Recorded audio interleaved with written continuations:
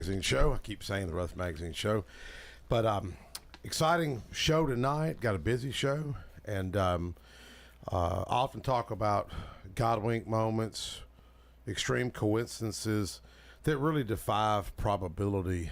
And I really think my stats and probability statistics, Professor Keith Claxton, if he's listening, would say that's very improbable. He couldn't even factor the chances of this gentleman reaching out to me, David Siracusa, film producer. I've been talking about butthurt, dysfunction in government. Even my Sunday school teacher this morning, he didn't know what I meant. He said, "What do you mean? What's butthurt?" I said, butt hurt. It's an academic term for people with their butts that are hurt, And he finally figured it out. But I just see so much dysfunction in government, and I had a strange request through Facebook. David Siracusa out of Florida asked about come on the air, and he just so happens to have picked Smyrna and just happens to have put a film together called The Uncivil War, A Divided America. So, David, welcome to the show. Well, thank you very much for having me. I really appreciate that.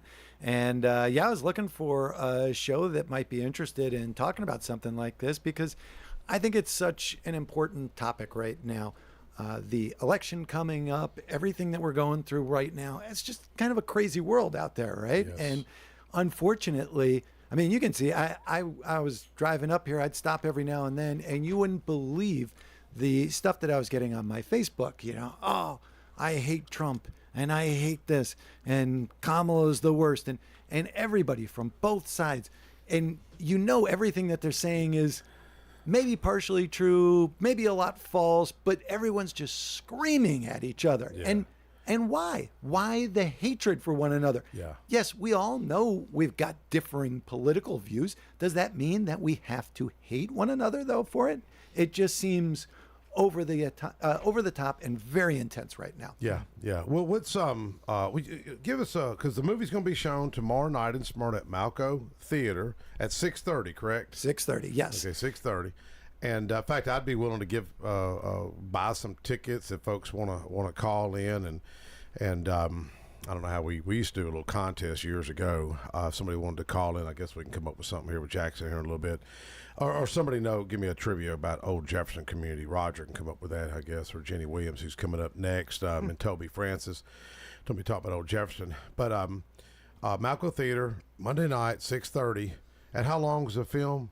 So the film's about an hour and a half, a little bit over, and then I'm usually there to answer questions, or I have been for every film. Will you be are you going to, like I was at Dr. Ming Wang's event in Franklin a few months ago with director Michael Carnes about Dr. Ming Wang's new movie. Now, he got up, and I think they spoke after, or maybe they spoke before and after. How do you do that? Do you speak to the crowd at theater? It's different for each theater. Like we were down in Sarasota. We had 3 showings down there. And I stood up beforehand, told everyone a little bit about it. And I let them know that I was the writer, producer, and the lead in it, which usually they'll know because they'll see my face. Yeah, exactly. Yeah. But, I let them know that, this was kind of what I wrote the film about and why I wrote it. Yeah. And then afterwards, I talk to people as well, because then people have questions. Yeah. Why did you write it this way? Why that ending? Why... and there are a lot of whys afterwards because it's such an explosive topic. What you and I talked about the Rotten Tomatoes a rating. I'm not familiar with Rotten Tomatoes. I've heard of it. Explain what Rotten Tomatoes is, and maybe it sounds like you got a pretty good rating from them. Yeah, we've got a really good rating with them right now. So Rotten Tomatoes and IMDb, they're just systems so that people can go on there and say, this is what I think of this film. You can give a review. You can give it 9 out of 10 stars, 1 out of 10. And we've got a pretty good review rating on both of them, 96% on one and 9.3% on the other. So, I'm very happy with that. And so if you don't mind, I'd like to just back up, tell the people a little bit about the film. So the film, and we were talking about this earlier today, it is based on some real life situations. So I play basketball with a good friend of mine, and he's black and I'm white. And during COVID in 2020, in the summer of 2020, we were the only ones out there playing because everybody was stuck at home, scared, terrified. And for whatever reason, we were getting out of the house. And, we're in Florida. So I think like Tennessee was fairly open, right, during COVID. Well, Well, a little bit, somewhat. Okay. Fairly. Florida was pretty wide open. I'm thrilled it was fairly wide open. So I really was in my house for a very short time. Then we were back playing basketball, and what happened was we were just having these conversations. What do you think about what's going on? What's happening with George Floyd? Do you agree with that? Don't you? What do you think? And they were conversations that he and I were having as a white man and a black man. You know, hey, we have different perspectives on this. What do you think about this stuff? And we would talk about it, and we would talk about the COVID lockdowns. And it was interesting because we could talk about it, but we both knew there were a lot of our friends and family that we couldn't talk about it with. They just wouldn't do it. And if we did talk to them, we probably weren't going to talk to them for another week or 5 months or 10 years because it was so divisive. Yes. Yes. You know, my assistant, former assistant, he's listening now. I asked him, listen, he's studying for law school, young African-American graduate at TSU, knocked on 4,000 doors in this community for me and faced no racism. He did get pulled over by the cops once. Okay. And we kind of laughed about it, but his Shelby County tags and great young man. Everybody just loved him. But I've always tried to get his perspective of, you know, is there profile and, you know, how, because, you know, I'm extra Caucasian, you know, so I've been, you know, treated great by law enforcement, and I've had some bad experience with law enforcement, but I don't know what it's like to be black or feel like I'm being profiled. I try to put myself in other people's shoes. Now your friend, because you teach acting too. You used to have a radio show, correct? Correct. Yes. Yeah. I try to encourage people to get into it because I think it's such a great industry. Yeah. And it's a lot of fun. But you know, that's interesting because you talk about you know, your assistant who used to work here, and we went to Savannah and we showed the movie in Savannah, Georgia, and that was our first audience. That was not predominantly, almost entirely lily white. I mean, in Florida, all the audiences were white. And so it was interesting to go to Augusta, and there we had a 60%, I would say about 60% of the audience was black and 40% probably white-ish or whatever. Yeah. And so it was interesting to get their feedback. And what I found really interesting, I thought, was that first of all, the community loved it. They thought the film was great. Yeah. But the interesting thing to me was a lot of the black people said, these are conversations we should be having. And I don't know if this was what I kind of took away from it or if it was what they were really trying to get across to me. And I wish I'd asked them at the time. But they kind of gave the feeling, the impression that they were sick of white people having to defend them. You know, it was kind of the, we're not kids enough. We can take care of ourselves. They almost felt like being smothered by a parent or something, you know? Well, if I was hoping you could get a hold of Angela Bingham, who's got a Simplicity radio show, comes on after us at 6, and you'll meet her when she comes in, but I don't know if she's got any airtime to host you or if Ed Raymer's listening. I tried to call Ed and send him some messages about what the subject matter is. You know, I mentioned this at our Men of Hope Bible study we host at Sam Davis' home. Hats off to Mark Lewis and Chuck Isbell and others that helped put this together, Pastor Kent Singleton, and about 55 guys, you know, black, white. And I mentioned this at the very end. And I mentioned, you know, the background about your black friend, you growing up and playing basketball, and y'all were good buddies until some of this division that occurred, and a couple of African Americans come up to me and wanted to know more. They were interested. I said, look, man, the film could be terrible for all I know. I mean, I could get egg all over my face by encouraging everybody to come over there. And I mean, I bet I've texted 100-something people, even the mayor. She's going to try to make it, but her dad just had back surgery, so prayers to Coon Victory. Hopefully he recovers from the back surgery, but she may try to make it. Commissioner Phil Wilson, I think, is going to make it, and several other friends are going. But the guy made a comment to me. He said, even if the film's bad, I like that you're talking about this. He didn't know me from Adam. This guy didn't know me from Adam, you know. Yeah, absolutely. I mean, that's the cool thing about it. I always go back to, I love the movie Spike Lee's Do the Right Thing. I don't know if you ever saw that. It's an old movie from the 80s. And you familiar with it? No, it's just Spike Lee. Wow. Oh yeah, I mean, but it's a classic movie. Yeah. He's such an amazing director, right? And he plays Mookie in the movie. He's actually in it, one of his first big roles, I believe. And you know, I disagreed with a lot of the messaging in that movie, but I've seen that movie probably 5, 6, 7 times. I love the movie because it raises so many questions. It makes you think. And Spike Lee does such a great job of inciting the emotions. Yeah. And so if I get that, if I, like he said, I might hate that movie, but if I walk out of it and it sparks something, then the movie has achieved its goal. I had my wife watch the trailer because I wasn't like I was a little apprehensive. I've never had a film producer call me, hey man, I'm coming to your community, want to show this movie, but I love the title because I see such lack of civility. In fact, I even wrote an op-ed called "Lack of Civility is a Threat to the Republic," and that was on my Tennessee Ledger about back in November, and so I love the subject matter. But one thing that and I want to segue on something real quick. We just had Springs Empower Academy. That's controversial. I don't know why. It's the first charter school, but they're over at the Boys and Girls Club. And I went to all those schools: David Drury, Smyrna Primary, Smyrna High School, Smyrna and Smyrna West, and Thurman Francis. Some of the best schools, I believe. Thurman Francis for sure in the state of Tennessee. And I was telling the new director. In fact, he came to the Bible study. His name is. It is Shane Wickwire. Shane Wickwire is the new director of Springs Academy. And I was telling him, I said, see us road back here behind you. We're doing the radio show live Thursday. I said, I had two little black friends. We were probably 9 and 10, maybe 11, and they were so poor. They had no safety net. There was no safety. There wasn't a food bank back then. There wasn't no Goodwill. The clothes they wore were like literally just almost like rags. They were so poor. And they got taken away from their parents, put in preparatory school. And my mother would take us up there to go see them. And, I had a father, I had a stepdad, I had a mom that truly cared. And they were just so impoverished. And I remember Bo Washington, she's since passed. She was a school teacher, Smyrna Primary. She remembers those young men. But I remember they didn't even have a coat. My mom would buy them a coat because they were great athletes. And sadly, I've heard one went to prison, other one stayed in touch with me.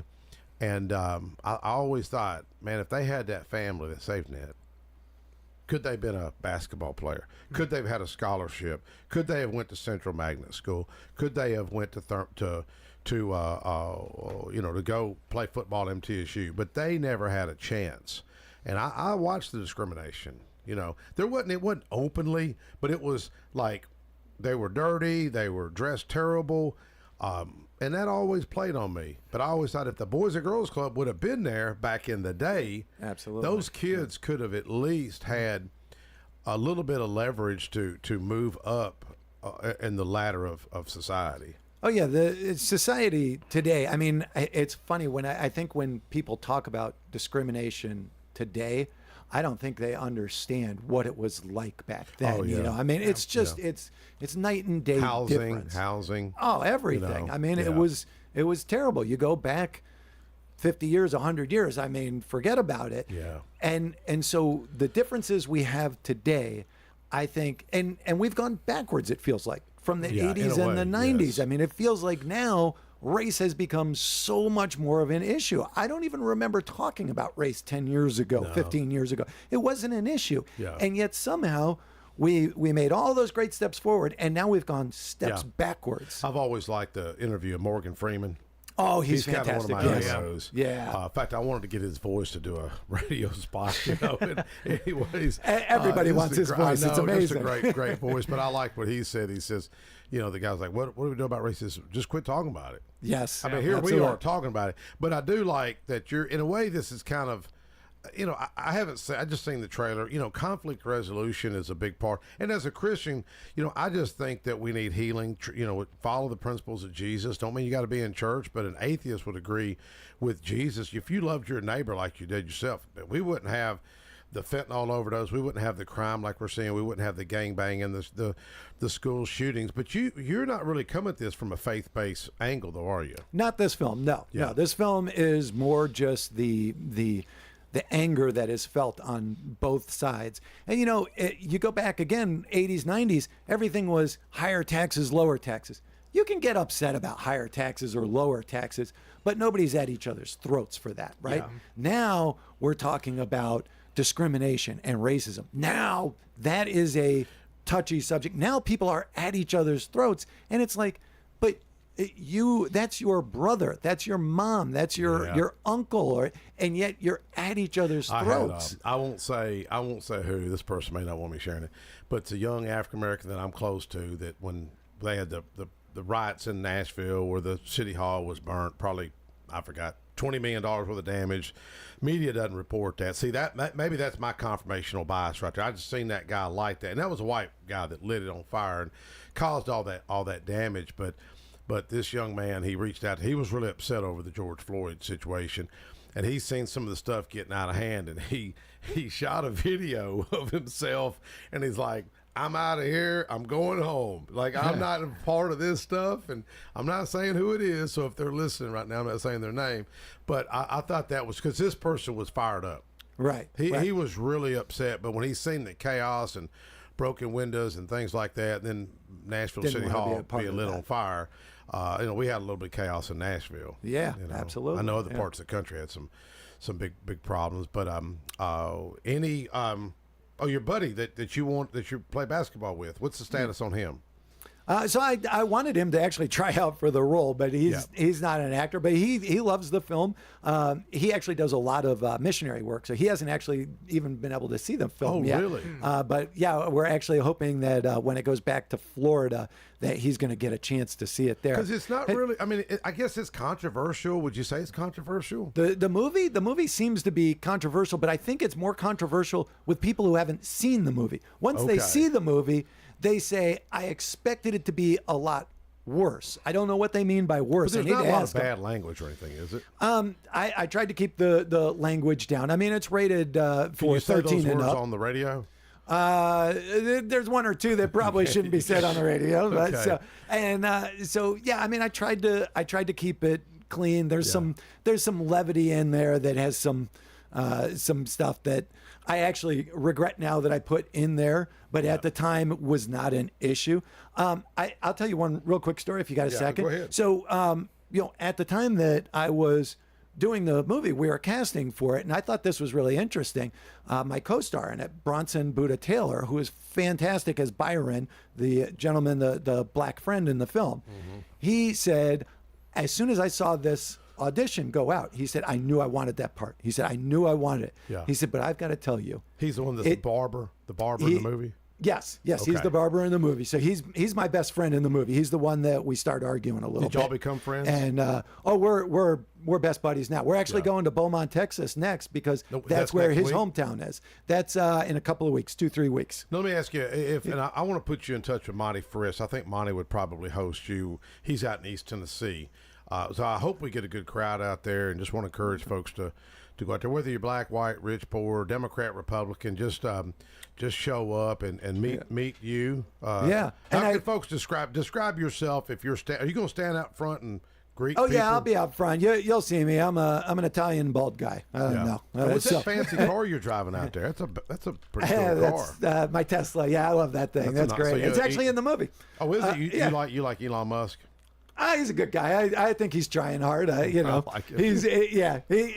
stirs things up. But so real quick, I was going to say, so Bronson really wanted this part, but I'll tell you the interesting thing about it was, he said, Dave, I have to tell you, when I did the audition tape for it, we had to tape it over and over and over again, because he said, myself and the reader, the woman that was reading with me, he said, we cried so many times or got emotional doing it that we had to stop and redo it over and over again. Yes. He is a fantastic guy. He's Special Forces. Oh, really? He's an amazing guy. He's a big dude, too. Is he really? Oh, yeah. I wouldn't want to mess him up. I wouldn't want to, get him upset. I texted Gerald Martin. Gerald does security, former military, and I don't know if Gerald's listening right now, but he's usually at our prayer Men of Hope prayer breakfast. Wish you could have been over there and kind of talked about it, but maybe we can get you back in Smyrna after this. I'd love to come back. I'd love to show it again. I mean, if we have a great showing here, or if we get the theater half full and everybody says this is great, we should have had more people, I will absolutely come back. And again, why did you pick Smyrna?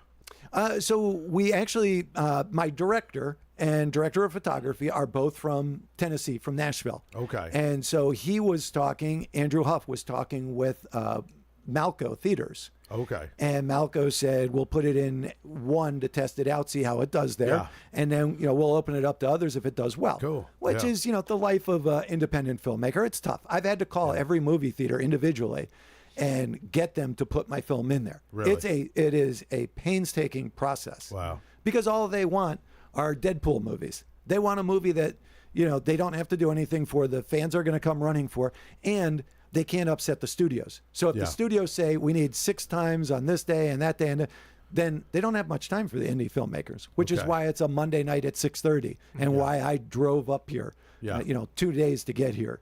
Yeah. Because I want to be here to answer questions.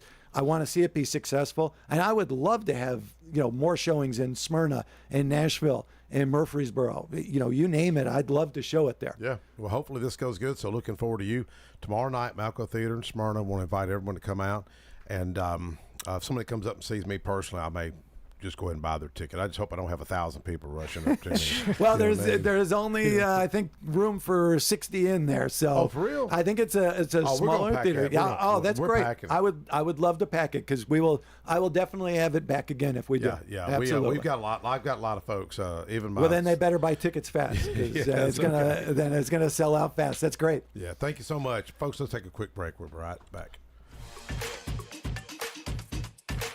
Most people know that their insurance can provide them with coverage for the many life's mishaps. But I can help you also unlock discounts, save money, and get benefits with Farmers Insurance policy perks. Whether we're discussing home or auto insurance, I am here to help you understand these great perks. Call me, Mark Lewis, at 615-625-7070 for a quote, and you can get a whole lot of something with Farmers policy perks. We are farmers. Bum, bum, bum, bum, bum, bum. Not available in every state. Only available select Farmers branded policies underwritten by Farmers Truck or Fire Insurance Exchanges or affiliate. Hey, Middle Tennessee, it's Mark from the Safe House. And now the security riddle of the day. What's less secure than a fake safe from a big box or furniture store? Joe Biden's fake border policy, of course. But hey, there is good news. This time next year, Joe Biden will not be president. So drop by the Safe House and check out the largest selection of safes in the Southeast. Build a wall around your valuables with a safe from the Safe House. We have certified delivery crews to deliver and install your safe. Don't let a crackhead or illegal deliver your safe. With over 30 years in the safe business, the Safe House is the place to buy a safe in Tennessee. So go to NashvilleSafeHouse.com. AFFI is Middle Tennessee's premier choice for pest, wildlife, and moisture control. They specialize in those difficult and unique cases. You can reach them by phone at 615-300-2395. That's 615-300-2395. Or stop in at 200 Glenrose Lane in Smyrna.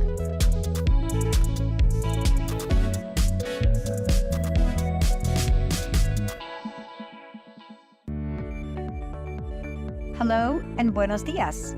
I'm Lisette Lopez, your bilingual real estate agent at Keller Williams Murfreesboro. I specialize in helping you make informed decisions that align with your goals. I'm offering free classes from how to fix your credit to investing to create generational wealth. Start your real estate journey with Lisette Lopez today. Call me at 954-552-4932. The number again is 954-552-4932. Or browse my website at lopezsellstn.kw.com. Thank you.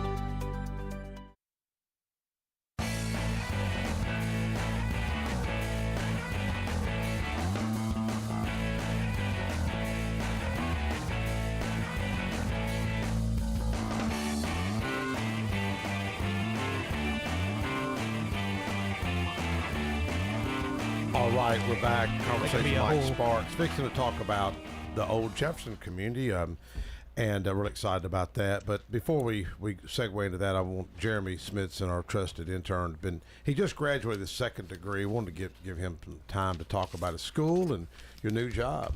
Yeah, man, it's been a whirlwind. But yeah, no, if you follow Mike on Facebook, then you've seen his post about me, and so he's been talking a lot of smack about You're a drummers. drummer. You like them jokes, don't you? They're okay. They're good. But What yeah, was that one about? Something about it takes 5 drummers to screw a light bulb in. One to hold the light bulb, the other 4 to talk about some famous drummer with Rush. Was it Rush? Rush or somebody, or like maybe Oh, famous drummer. He's now or who's deceased. that? Yeah, some jazz drummer. I think is what you said, or something like that. I don't know, but Yeah, no, we're pretty good. the one that stood out to me was the one where like how do you know a drummer's knocking on the door? The knocking speeds up. Yeah, I like that. But Yeah, yeah, that's no, funny. but no, it's been a whirlwind. I graduated in 2022 first, and then I did it again. Yes, yes. On my post, I said we run it back, and so yeah, I ran it back, and so. Yeah, that's cool. But yeah, no, and you're in your job right now. Where you at? I'm still at Horton, Henry Horton. I had an interview Friday with the park manager at Fort Loudon State Park Good. out in there in East Did you tell him Tennessee. you know Dr. Brian Terry? I didn't mention any like connections, but it's that. let stuff like that speak for itself. But it was a good interview. It was a good interview. All I right. felt very good about it. But yeah, no, I'm looking forward to what my future holds. That's your dream job. Yes, sir. All right. Well, thank you, Jeremy. Yes, sir. Guests in the studio. I'm gonna call all y'all historians. Is that okay? Historian Jenny Williams. We love history. Historian Toby Francis. Historian Roger Thomas with Sam Davis Home. What do you call yourself over there? Tour guide. Tour guide. I keep wanting to call you caretaker. Yeah. Well, I do that too, but Yeah. I'm actually. I've heard docent. They used to say docent. DOCENT. Well, I don't know about that, but What does that mean?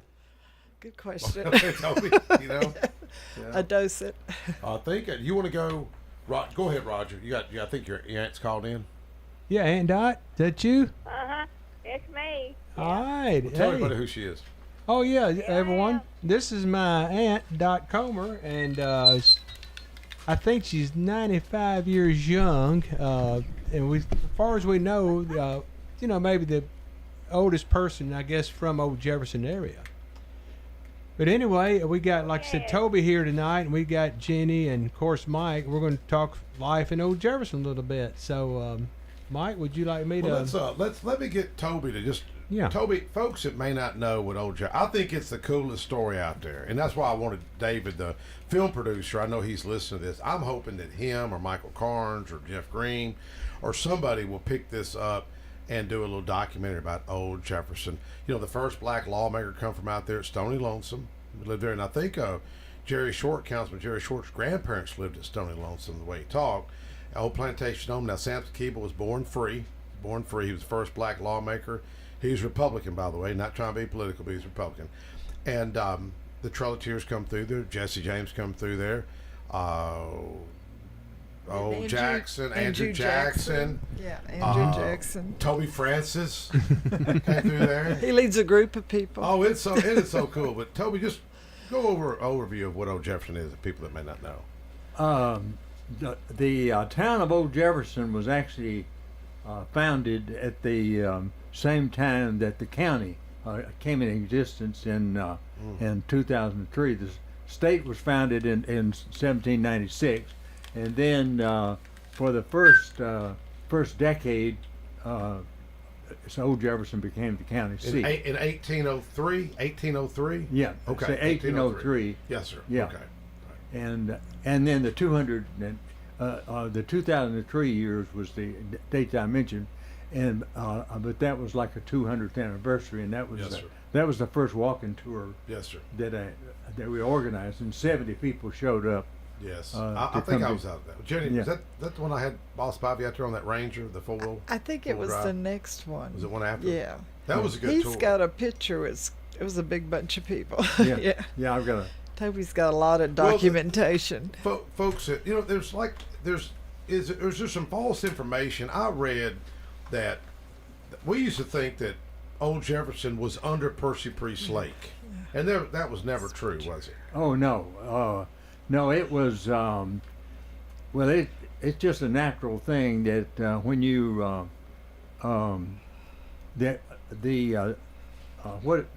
what actually happens is you've got a massive flood area surrounding the town of Old Jefferson. In fact, the Stones River East Fork comes out of Cannon County and comes in from the east through Lascassas and Walter Hill, and then on the southern part of the county you have the West Fork. So it takes it, so that there's a huge watershed area.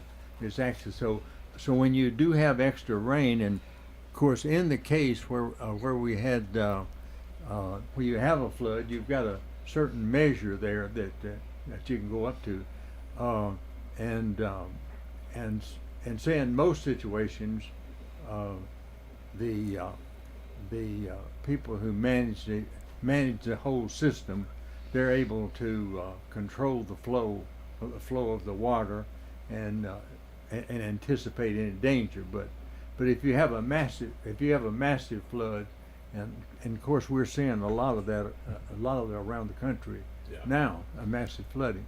But so actually, through the decades, you'll have just like in a more recent time, you had floods like in 1948 there was a big one, 55 there was a big one, and then you'll skip about 10 years. Now the most recent one had was actually 2010, and that one was a big flood. Did you go out there to Old Jefferson when it flooded at the 2010?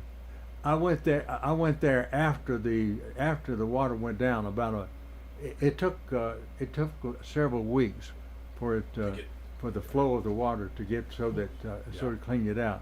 But it was actually see, at that time it actually rained right at the beginning of May of that year, May 1st and May 2nd, and so the total for that area measured as you're coming across Memphis, it was about 20 inches, and it got closer to like 14, 15 inches when it got to Rutherford County, and the lake was at full pool at that time. So that was the largest flood, and it did get up to around 504 feet. It went from say a normal summer pool is right at 490, but it got somewhere around 504. So normally 490, and then it got up to 504. Yeah. Okay. So that's actually a 14-foot rise. Well, speaking of that 1948 flood, I know somebody that actually was in the 1948 flood, which is my aunt right here. Yeah. And I was going to see if she could tell us a little bit of story. Ain't I? Would you mind telling us about the flood that you were in? I can tell it was bad. What do you remember about it? About the house that the guy that died? I heard it coming down. I heard it coming down, and all it was, it just switched across there, and I'm telling you what, it was just pouring everywhere in everybody's house, and they was running everywhere. And Uncle Miles, you said his house got flooded. Oh, Uncle Miles, the whole thing, he wouldn't get out. He didn't want to leave the house, and the whole thing, he stayed up there till that water got up to his roof, up to his house, up where he could see it up to the ceiling, and I guess the whole thing had a heart attack, and that's when, of course he had a son and wanted him to come up there, but he didn't want to leave. And when next day when I got up, the way that water was flowing, it looked higher than our house. I never saw such a flood. Well, that was good. I know you told me. It was bad. Everybody had to meet up on the square. That's bad. The high ground, huh? Uh-huh. Yeah, everybody had to hunt a higher ground. Yeah. So the square, Miss Dot, that was over there where Lee Victory's house was. Is that right, Toby? Yes. Is that where y'all would put the rafts in to go on the river? Lee Victory's house. Right to the right.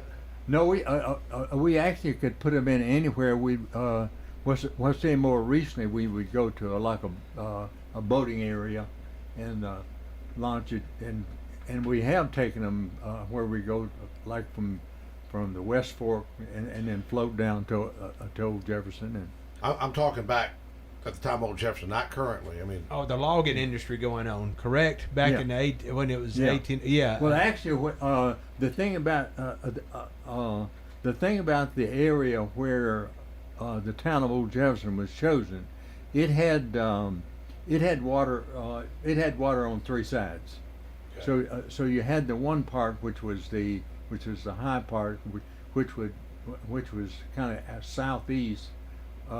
Now that would be the private owned property. The Stony Lonesome area. Yeah, but the town itself, when the two rivers would rise, when it got high enough, they would actually connect. So the area that was the town itself, where the few houses and various things at the top, churches and things like that, it would be totally surrounded. Okay. Now person, I was born downstream, and our house was on the side next to the lake. So our house was never actually surrounded. But I was at Old Jefferson one time when I was in high school, and I was at the Victory Place, and we were going to a tournament game in Murfreesboro. So most of the day it was raining. By the time we got ready to leave, we were trapped in. So we missed. So that. Cars could not drive through there. Oh no. Could you walk? Could you wade through there? No. Once it got deep enough, it just kept on getting. I was talking to Don Wright recently, and they lived in the area that was inside the circle where the flood was.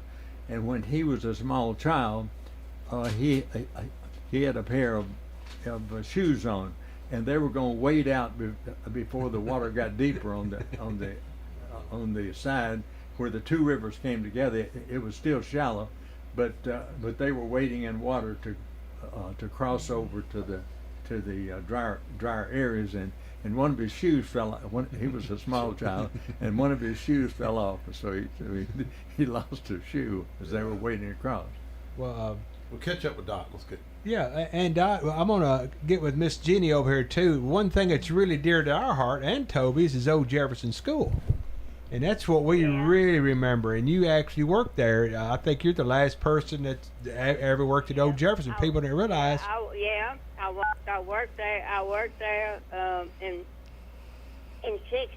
Yeah. In the cafeteria with Miss Smith, right? With Miss Smith, my mama, that was the last year she worked because, Mama and Daddy moved in '64. Uh-huh. And so when they moved, Mama, didn't come back no more. And then Miss Smith, she wanted to take it over herself.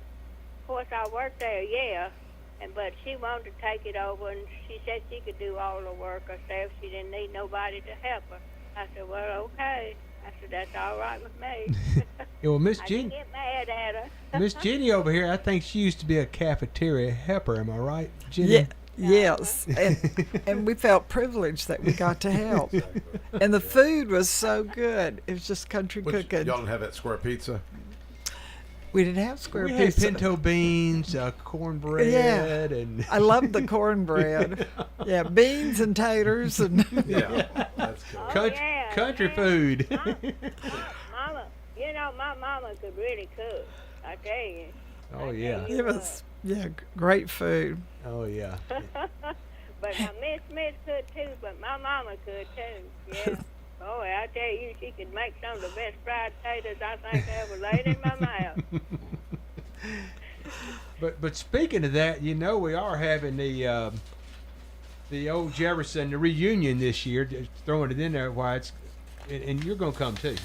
You come, and which I know Toby will be there, and Aunt Dot, and I know I'm gonna try. I mean, I'm just going day by day, but I'm gonna think about it. I'm gonna think about it. Yeah, I want to come. It's the Old Jefferson.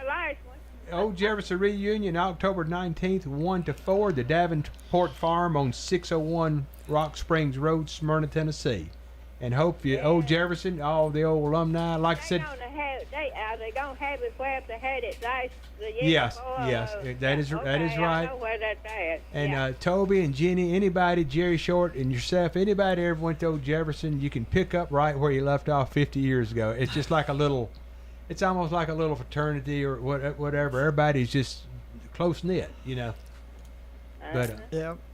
At one time, when I was on the town council, I kind of looked over there and I saw Frank Johns and Paul Johns, and I thought, wow, all three of us went to Old Jefferson. Yeah, right, they did, yeah. We had some smart kids that come from there too, didn't we? A lot of smart kids. Diane Waldron, Sandra Lanham.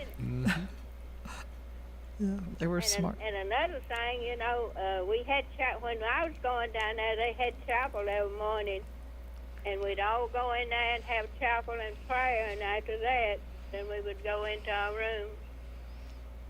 And what year was that? In the 30s? Yeah, it was. Now, Mr. Barrett, Mr. Barrett, Mr. Walden, he was there that year, but the next year, Mr. Allen Barrett. Do you know him? Yes, yeah, he had the chapel. Allen Barrett, session. yeah, okay. But he was my teacher, yeah. I think you was a teenager probably when Toby was born, ain't that? No. So, no. But I've seen pictures. They had the whole school with the overalls on. My mom's in there, and then Aunt Dot showed me something. They're really classics, you know. And yeah, Toby's. You know what? Boy, it was good to go down there and pump that old water to get a good drink out of the pump, you know. Oh yeah, like I said, those are good old days. Everybody. Of course, now Toby might not know who my teachers was, but it was Miss Maggie Lowe. That was the first grade, and Miss Catherine Ward. She married Bob Barrett, and then Ethel Short. And then Allen Barrett, and he's kin to John. Yeah. Oh yeah, my Uncle John. Yeah, John Comer. You're my Uncle John. Yeah, how do you remember that? I can't remember what I did 10 minutes ago. She does have a great memory. She does, and she texts. Hey, folks, people realize my aunt texts me. She lives on her own, and calls me. I call her every night and tell her how much I love her. You know, that's an every night thing. So. Like I said, I love her to death, and you wouldn't believe. You look at her when you see her. If you come to reunion, there's no way that lady is 95. So you'll see. That's awesome. Yeah. Oh yeah. Thank you. Oh, Well, Toby, talk about Robert Weekly. Going back to Robert Weekly, people know Weekly Lane. They know about the King's John's home. Now, Robert Weekly was one of the founders of the Old Jefferson, wasn't he? Well, he in Bedford, Weekly in Bedford. I've got a picture in here showing the town, how they actually laid it out. Okay. In other words, they were advised what was going to happen, so they jumped in very, very quickly and started buying up segments of land. Everything was already, a lot of the places were divided by land grants and so on. Yeah. So they were able to get in there and buy their property. So they laid out, the town, the actual whole village, and actually it included areas that were actually in the flood area. But they started selling lots for like $29 an acre, and so they had had like 160 lots. Of course, they didn't. All those lots were not occupied, but it changed in time. Jefferson actually was the county seat for only the first decade, and then by that time they had settled on Murfreesboro being a more center location. Okay. So after that, everything was quickly, but a lot of areas like that, getting from one part of the county to the other, and there are a lot of streams of water, and it was difficult. So being centrally located turned out to be the best answer. so Rutherford County actually began to grow from that center. So area. they did float goods from Old Jefferson to Nashville. There was that carried on. Of course, the other the thing that was big was various kinds of products that they would grow, such as farm product. So what they would do during the spring and summer season, they would on the main street area on the north side of town, they would build sheds and things, and then they in the fall of the year when the water level reached an area that you could actually float a flatboat, then that would be the time they would start hauling various stuff downstream. Okay. And they were very successful in that. Now I've always thought one of the most dangerous occupations on the face of the earth was actually operating a flatboat on a crooked river, and that's what Stones River was. Yep. It was dangerous. It was very crooked. Yeah. Yes. Let's take a quick break. Miss Dot, hold on with us. We're coming right back to you after this break. We'll be right back. Most people know that their insurance can provide them with coverage for the many life's mishaps, but I can help you also unlock discounts, save money, and get benefits with Farmers Insurance policy perks. Whether we're discussing home or auto insurance, I am here to help you understand these great perks. Call me, Mark Lewis, at 615-625-7070 for a quote, and you can get a whole lot of something with Farmers policy perks. We are farmers. Bum, bum, bum, bum, bum, bum. Not available in every state. Only available at select Farmers branded policies underwritten by Farmers Truck or Fire Insurance Exchanges or affiliate. Dr. Automotive Auto Repair and Maintenance Mechanic Shop Garage provides car owners in Smyrna, Murfreesboro, Laverne, and the Middle Tennessee area with excellent auto repair services. Deep-rooted experience in serving both foreign and domestic automobiles allows for proper diagnosis in a timely manner. Check them out online at autorepairsmyrna.com, call them at 615-220-0971, or stop on in at 1205 Hazelwood Drive in Smyrna.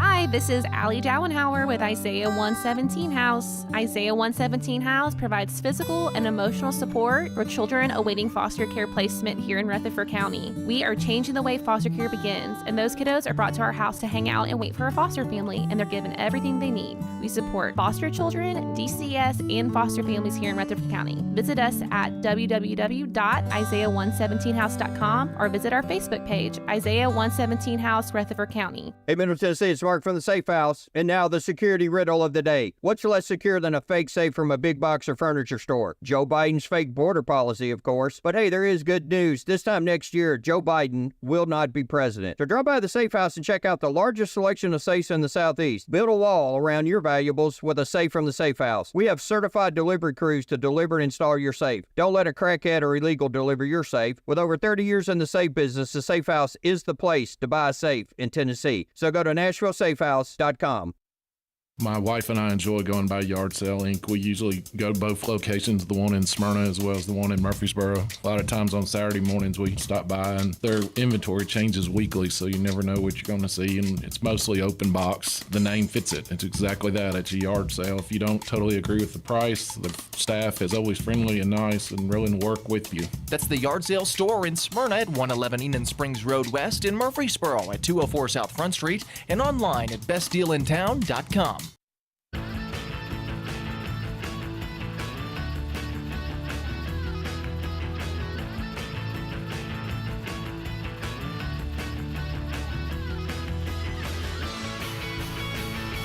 All right, we're back. Conversation Mike Sparks, got Jenny Williams in the house. Toby Francis, Roger Thomas, and I think it's the oldest descendant, oldest living relative, your aunt, Miss Dot Comer, on the line. Miss Dot, you still there? Yeah, I'm here. How you doing? I'm doing fine. Dot, what do you like to do? What, you got any hobbies or anything? Oh, I like to do lots of things. Clean house, go out, you know. I like to clean my house. I like to clean windows. I like to do mower. And I exercise a lot, yeah. Yes, ma'am. Yeah. When we came over to visit you, I seen your little exercise wheel, but thing you stair, whatever it's called. Yeah, exercise is good for you. Yeah. That's good. Yeah. Jenny, But share your experiences with Old Jefferson. It was a tight-knit group, and I came across a news article that Randy Travis and Becky Merritt's mother wrote. She used to write through the grapevine in the Rutherford Courier. The Rutherford Courier was such a great newspaper. And I was reading about the hot dog supper, and the 4-H group met, and I remember taking piano lessons from Mrs. Burkett. Playtime was fun. We'd be outside and we'd play, throw Annie over the building. Shoot fireworks. We shoot firecrackers. Who shot the fireworks? But the parents were all close. It was a community, and the parents were really close, and they were always doing things and looking out for the kids. And they'd have these fundraisers. If you look through, somehow I came across that article. I wished I'd cut it out and saved it, but you can go to newspapers.com and put in a newspaper and a date, and that's how I did some research on our family business. But another place where you get lots of historical information, and there's a lot on Jefferson, and Toby has sat on the board of the Rutherford County Historical Society, and I just wanted to mention September 18th, Mary Watkins of the African American Historical Society is going to present Apple John at 7 p.m. at Oakland's. And then on October 31st, this will be another good program. Pettis Reed is going to present Barns and Other Farm Buildings of Rutherford County. And that meeting is at 7 p.m. at Oakland's, October 31st, think Halloween. And just mention, too, that the dues are only $25. It's so reasonable. And they meet I believe it's the third Monday. And sometimes we meet off-site, but usually we're meeting at Oakland's now. And to find more articles on Old Jefferson or Jefferson Springs, that's another whole subject right there. You can go to RutherfordTNHistory.com to the website, and you just wouldn't believe all the information there. And if I could announce one more thing, the Smyrna Rotary's having their 22nd annual Wings of Freedom Fish Fry. And this year we're honoring canine officers and their dogs, because the canine dog is an officer too, and it could get killed and give up its life to protect its, the other officer. But it's September 21st from 5 to 9 at the Smyrna Airport Azor Flight Supply, which is at 278 Doug Warpool Road. And this is our 22nd year doing this. We've raised over $1 million in the years we've done this, and we've benefited a lot of different groups. And love for everybody to come out. We're still looking for sponsors. You can go to WOFSmyrna.com and find out the information on the sponsorships. Tickets are $50.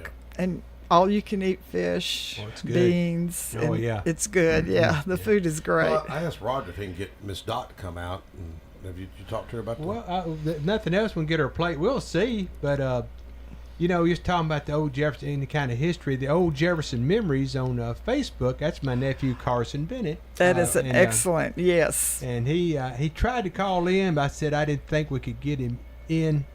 But anyway, also, I'm going to give a quick shout out, Mike, before we get out of here. This guy did a little work for me yesterday, and he did such a great job. I said, man, I'm going to see if my buddy would let you get a spot. But Lopez Pressure Washing, 629-200-5624. Guy did an awesome job. I mean, they got out there, man, and busted it. Great price and everything. Yeah. Thanks, Mike. Let me do that. Thank you for hosting the Men of Hope prayer breakfast yesterday. Oh, no problem. I think the deck needs some work. Mark Lewis was 300 pounds. He stepped on one of the boards. I think it needs some repairs, put it that way. Mark's a big old boy. Well, Miss Dot, do you want to share some more memories of your childhood? Okay.